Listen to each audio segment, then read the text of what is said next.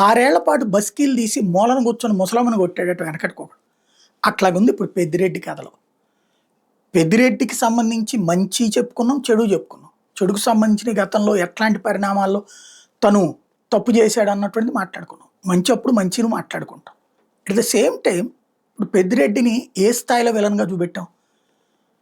రాష్ట్రంలో మైనింగ్ విపరీతంగా దోచేశాడు Jaganmohan Reddy, పెద్దిరెడ్డే key role అని కదా. మరి మైనింగ్ మీద ఈ రోజు వరకు ఏం చర్యలు ఎందుకు తీసుకోలేకపోయింది ప్రభుత్వం? అన్ని మైనింగ్స్ ఇప్పుడు మన చేతుల్లోనే ఉన్నాయిగా. కనీసం ఇప్పుడు కూడా ఆపరేషన్ లేక నెల్లూరు జిల్లాలో గొడవ నడుస్తుంది. అలాగే ఇసుక పెద్దిరెడ్డే కదా పర్మిషన్స్. మరి ఆ రెండిట్లలో తింటే పట్టుకోవాలి కదా పెద్దిరెడ్డిని. అట్లాగే మదనపల్లి ఫైల్స్ ఏమైనాయి? లిక్కర్ డాన్ ఏమైంది? చివరికి ఏందయ్యా అంటే, ఓ 30 ఏళ్ల క్రితం కొనుక్కున్న ఇంట్లో పక్కనున్న డీకేటీ పట్టా భూములు కొంటే అదిగో అది దోపిడీ.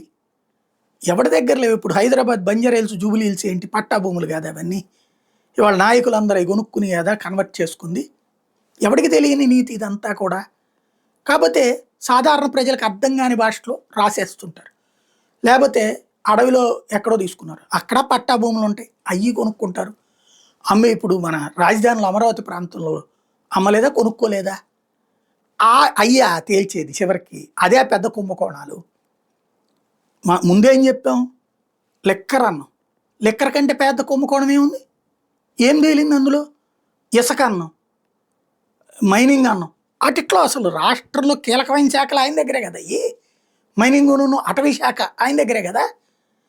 చివరికి ఆయన ఎప్పుడో 40 ఏళ్ల క్రితం 30 ఏళ్ల క్రితం కట్టుకున్న గెస్ట్ హౌస్ పక్కన ఉన్నటువంటి ఖాళీ స్థలాలు ఏదో కొనుక్కుంటే, లేకపోతే అక్కడే అది తీసుకున్నట్టు డిగేటి పట్ట వాళ్ళది అదేదో దాని మీదనేదో యాక్షన్ తీసుకున్నారు. ఇటట్లో ఏం సాధించినట్టు? బేసిక్గా పెద్దిరెడ్డి ఈ చివరికి నిన్న ఏదో క్యాంపెయిన్ బిగిన్ చేశాడు. పెద్దిరెడ్డి వెళ్ళిపోతున్నాడు, సంచలన నిర్ణయం తీసుకోబోతున్నాడు. పెద్ద పెద్ద ముఖ్యమంత్రులకి ఎవ్వడున్నా లెక్క చేయని మెంటాలిటీ అతనిది. ముఖ్యమంత్రులతో తగవలు పడ్డటువంటి మెంటాలిటీ. రాజశేఖర రెడ్డితో పడేది కాదు ఆయనకి ఆ లెక్కనైతే. కిరణ్ కుమార్ రెడ్డితో పడేది కాదు. రోసయ్యతో గొడవ లేదు, అట్లని ప్రేమ లేదు. ఒక్క జగన్మోహన్ రెడ్డితోనే అనుకుంటా అతను పాజిటివ్గా ఉన్నటువంటి. అది కూడా కొడుకు మూలంగా అయి ఉండొచ్చు. బేసిక్గా వ్యాపారాలా చేసుకుంటారు.